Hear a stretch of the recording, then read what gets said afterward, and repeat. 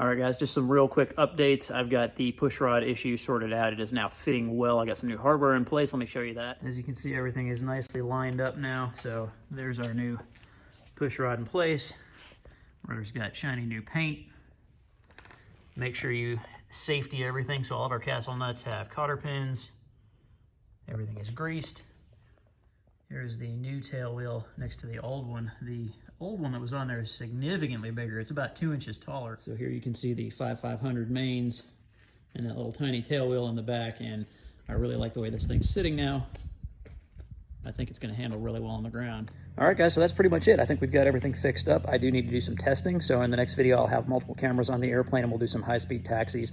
I'll have a camera on the tail and on the wingtip and on the belly. We'll just make sure everything looks good after a bunch of taxis. We'll check the linkage again, make sure it looks good, and then go up and do some pattern work. So if you like this type of content, hit subscribe, hit like, and we'll see you in the next video. Thanks, guys.